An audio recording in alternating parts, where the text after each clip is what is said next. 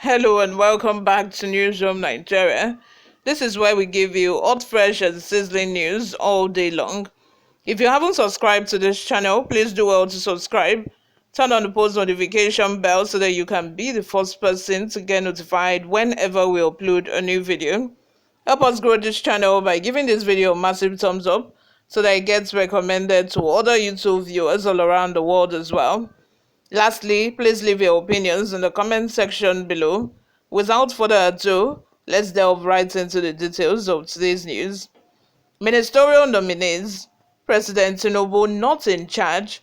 Cabals might soon turn against him. If you remember yesterday, I uploaded a video where we talked about how Gbajabiamila and the Secretary General of the Federation, SGF, have been, fighting for who is going to be in charge of NDDC. As you all must have already heard by now, Niger Delta Ministry has been cancelled by Tinubu.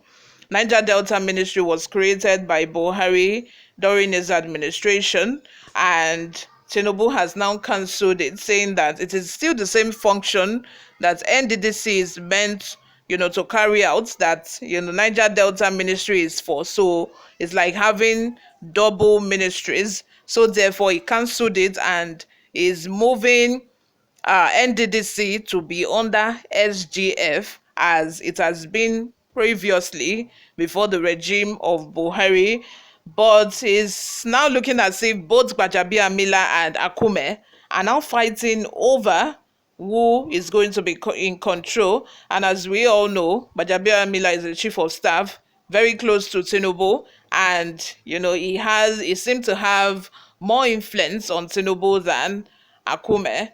So, it's quite tricky. And now today we are having reports that Cabal might soon turn against Tinubu. Why are they going to turn against him?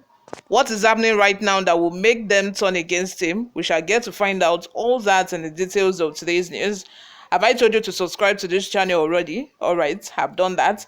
Please subscribe. The subscription button is free, by the way, so please, you're free to click on it. Now to the details of today's news.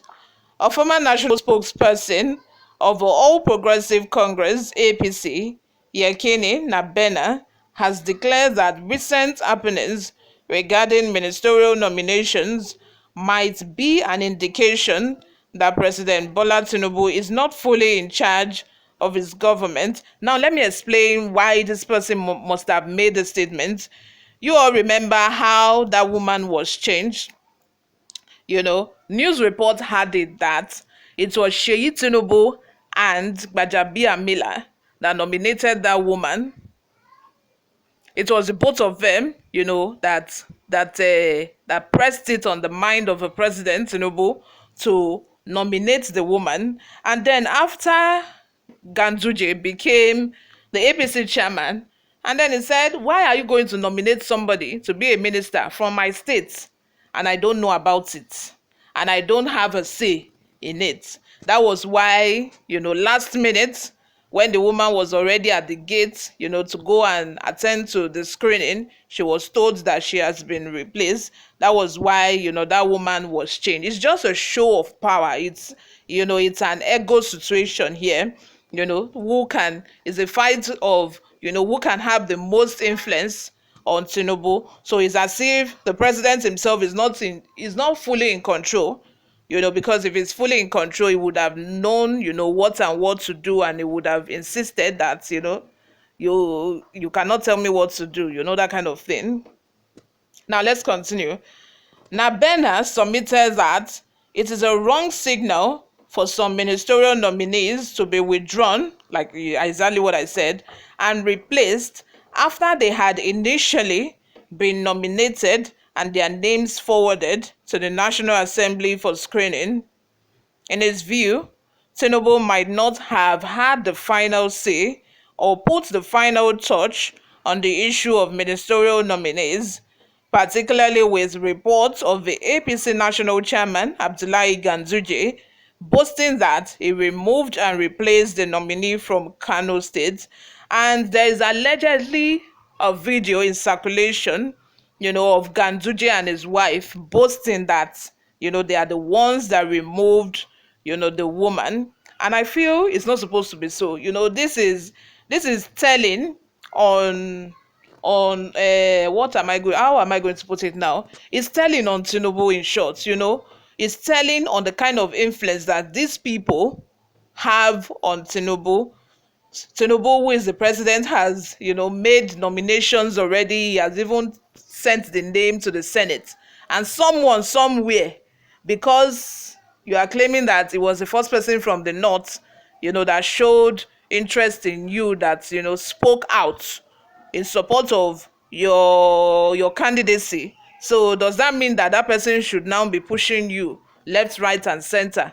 You are not able to stand firmly on your feet and say, no, I have done this. I cannot say that I am not doing it. I cannot say that it's not so again. As a leader, you need to say, oh, I've said it, I have said it. My words cannot change. I cannot say yes today and tomorrow it turns to no. These people have been able to, push the president back and forth, and that is not looking well on him at all. The APC chieftain, who spoke during an interview with The Sun, said President Tinubu needs to wake up because there is already an indication that some of the former governors he appointed as ministers might be the ones to form a cabal against him. Hands down, I do not disagree with this statement. I do not, because I'm still looking at how the alliance with Wike is going to work out.